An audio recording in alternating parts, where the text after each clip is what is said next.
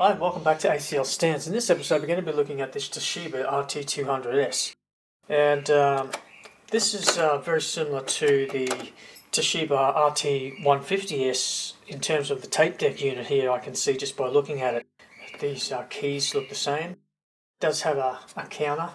Rt-150s, unfortunately, I couldn't save because it actually had a few different things wrong with it. The motor, there was some cracked gears, there was an issue with the player head. There was just a host of different things. 200S here is, I'm thinking, going to have a very similar type of setup. One of these things with these type of units is they're notorious for the belts just turning to goo and just making a huge big mess. So hopefully this one is a little bit better. There's a broken switch here. The rest of it to be okay. The switches here, 3D print or something, some new ones. Now if we just zoom in here, I just want to show you here, there's a very scary looking egg sack sitting up on the top here. Who knows what we're going to find inside this thing. The amount of dust that's on this unit is just absolutely ridiculous. The oxidation on all the switches and dials and all the keys, when you clean these up, they come out absolutely beautiful. So looking on the back, you've got left and right mic, you've got mic mixing, you've got an auxiliary here, RCAs, you've got line out, which is pretty cool to see, and also you've got external speaker connectors there and the 3.5mm jacks. So let's open up the unit, see what we got. To remove all these dials, bird feathers in here as well. Those speakers look pretty terrible. To be honest, I really don't hold much hope for this unit. Looking at the external condition of this thing, I don't know what exactly it is that's in there. Finally got the screw out. Amount of dirt that was down in here took me about half an hour to get the dirt out. So we've popped the door and we should be able to pull this front section off.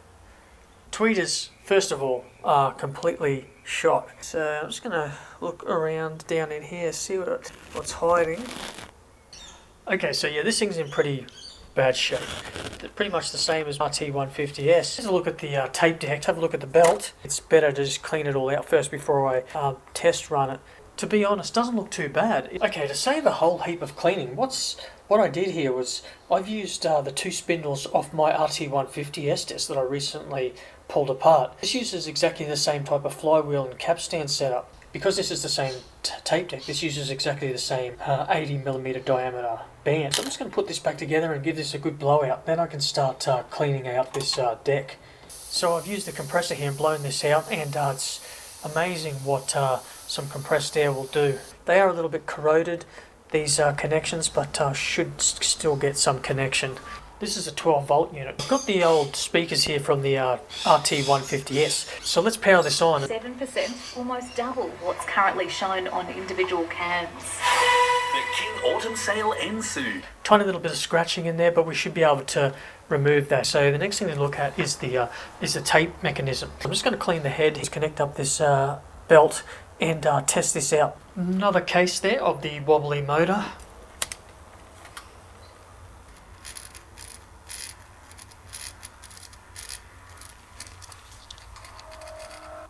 Yeah, so looking under the microscope here, I can see that this head is really in bad shape. Okay, so really dirty head. This one's got to come off, it's no good. Oxidation all over the unit.